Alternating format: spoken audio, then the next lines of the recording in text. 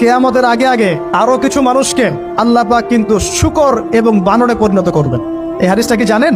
হাদিসটা শুনে রাখেন, এটা আখিরুজ জামান বা কিয়ামতের আলামত সংক্রান্ত হাদিসগুলোর মধ্যে পাবেন। আল্লাহ রাসূল সাল্লাল্লাহু আলাইহি ওয়াসাল্লাম বলেছেন, কিয়ামতের আগে আগে আমার উম্মতের মধ্যে, ভালো করে শোনেন, কিয়ামতের আগে আগে আমার উম্মতের মধ্যে একদল মানুষ বের হবে যারা মদ পানকে হালাল মনে করবে। কাকে?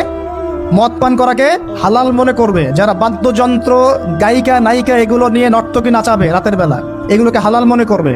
যারা অশ্লীলতা, বেহায়াপনাকে জায়েজ করে নিবে, ঠিক আছে, এরকম কয়েকটা পাপের কথা বলে নবীজি বলছেন একদিন সকালবেলা আল্লাহ পাক তাদেরকে ঘৃণিত বানরে পরিণত করবে।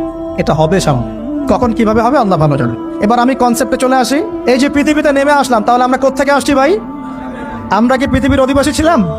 আমরা জান্নাতে ছিলাম, ওখান থেকে আল্লাহ পাক পাঠিয়েছে। এবার পৃথিবীতে এসে আদম আলাইহিস সালামের যুগে খুব একটা দুর্ঘটনা ঘটে নাই, একটা ঘটেছে। কয়টা? একটা। ভাই হাবিলের কোরবানি কবুল হয়, কাবিলের অন্তর্দাহ হয়, জ্বালা হয়। কেন হাবিলেরটা কবুল হবে, কাবিলের কেন হচ্ছে না? এই হিংসার বশবর্তী হয়ে কাবিল হাবিলকে হত্যা করে ফেল। হত্যা করে লাশটা দাফন করার পদ্ধতিও তার জানা ছিল না। আল্লাহ কাককে পাঠালেন, কাককে দেখে সে শিখলো। প্রথম দুর্ঘটনা হচ্ছে হাবিল কাবিলের দুর্ঘটনা। বলে রাখি, আজকেও নিজের ভাইয়ের বেশে বহু কাবিল মুসলিম সমাজের মধ্যে ঘুরে বেড়ায়। নিজের ভাইয়ের লেবাসে, পোশাকে, সুরতেই বহু কাবিল এখনো কিন্তু মুসলিম সমাজে ঘুরে বেড়ায়। তো আমরা কাবিলদেরকে কাবিলের পরিণতি সম্পর্কে সচেতন করতে চাই। হাবিল বলেছিল, তুমি যদি আমাকে মারতে আসো, আমি তোমাকে মারার জন্য হাত বাড়াবো না। হাবিল জান্নাতে যাবে আর কাবিল জাহান্নামে যাবে। কেন কাবিল জাহান্নামে যাবে? নবীজি বলেছেন, পৃথিবীর প্রথম হত্যাকাণ্ড সংগঠিত করেছে কাবিল। এই কারণে পৃথিবীতে যত খুন হবে, সমস্ত খুনের পাপের একটা অংশ কাবিলের আমলনামায় যোগ করা হবে। বলে নাউজুবিল্লাহ। একটা কথা মনে রাখবেন, সদকায়ে জারিয়া যেমন আছে, গুনাহে জারিয়াও আছে। একটা মদের দোকান দিয়েছেন, যত মানুষ মদ খাচ্ছে, সমস্ত গোনার একটা অংশ আপনার কাঁধে আসছে। সিনেমা হল করেছেন, মানুষ সারাদিন নেকটা ছবি দেখে, নগ্ন ছবি দেখে, যত মানুষ এখানে পাপ করবে, সমস্ত পাপের একটা অংশ আপনার কাঁধে যাবে।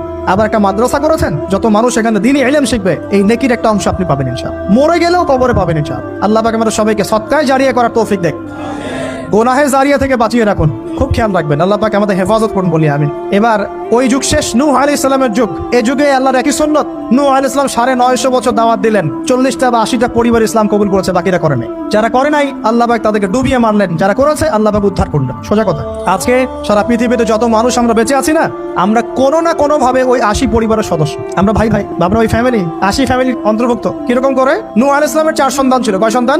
এক সন্তানের নাম হচ্ছে হাম। কি নাম? হাম। হাম ছিল একটু কালো বর্ণের। হামকে দিয়ে আফ্রিকার কন্টিনেন্টে যত মানুষ দেখছেন ব্ল্যাক স্কিনের, কালো স্কিন, এরা সবাই হামের বংশধর। মজা না বিষয়টা?